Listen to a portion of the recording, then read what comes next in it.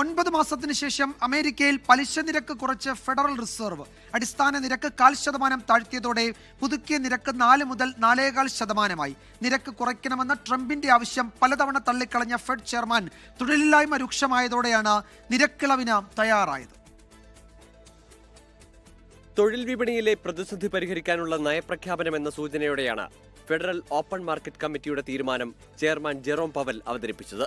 അടിസ്ഥാന നിരക്ക് കുറച്ചതോടെ അമേരിക്കയിൽ ഭവന, വ്യക്തിഗത വിദ്യാഭ്യാസ, ക്രെഡിറ്റ് കാർഡ് വായ്പകൾക്ക് പലിശ നിരക്ക് കുറയും. ഈ വർഷം 2 തവണയും 2026-ൽ 1 തവണയും കൂടി പലിശ നിരക്ക് കുറയുമെന്ന സൂചന കൂടി ജെറോം പവൽ നൽകിയിട്ടുണ്ട്. ഈ വർഷ അവസാനത്തോടെ പലിശ നിരക്ക് 3.6%-ലേക്ക് താഴുമെന്നാണ് വിലയിരുത്തൽ. അതേസമയം സ്വർണവും ഓഹരി വിപണിയും ആദ്യത്തെ നേട്ടത്തിനു ശേഷം ഇടിഞ്ഞു. ഫെഡ് ചെയർമാന്റെ പ്രസ്താവനയ്ക്ക് പിന്നാലെ ഔൺസിന് $3707.40 സ്പോട്ട് ഗോൾഡ് $3653.54 എത്തി. നിക്ഷേപകർ ലാഭമെടുത്തതാണ് വിലയിടിയാൻ കാരണം. പലിശ നിരക്ക് കുറച്ചതോടെ സ്വർണത്തിലുണ്ടായ ലാഭമെടുപ്പ് താൽക്കാലികമാകാനാണ് സാധ്യത. പലിശ നിരക്ക് കുറയുന്നതോടെ ഡോളർ ഇടിയുകയും സ്വർണത്തിലേക്കുള്ള നിക്ഷേപം വർദ്ധിക്കുകയും ചെയ്യും. ഇത് ഡിമാൻഡ് വിലയും ഉയർത്തും.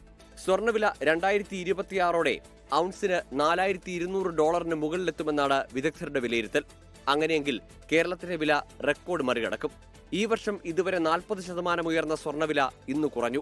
പവന് 400 രൂപ ഇടിഞ്ഞ് 81,520 രൂപയും ഗ്രാമിന് 50 രൂപ കുറഞ്ഞ് 10,190 രൂപയുമാണ് ഇന്നത്തെ വില. തുടക്കത്തിൽ നേട്ടത്തിലേക്ക് പോയ US ഓഹരി വിപണികൾ സമ്മിശ്ര പ്രതികരണത്തോടെയാണ് വ്യാപാരം അവസാനിപ്പിച്ചത്. എന്നാൽ ഇന്ത്യൻ വിപണികളിൽ ശുഭാപ്തി വിശ്വാസത്തോടെയാണ് വ്യാപാരം തുടരുന്നത്. Business desk 24. ലോകത്തെവിടെയായാലും ഏത് സമയത്തും 24 വാർത്തകളും ഓഗ്മെന്റഡ് റിയാലിറ്റി പാക്കേജുകളും എക്സ്പ്ലെയിനറുകളും വിശദമായി കാണാൻ ഞങ്ങളുടെ യൂട്യൂബ് ചാനൽ നിങ്ങൾക്ക് സബ്സ്ക്രൈബ് ചെയ്യാം.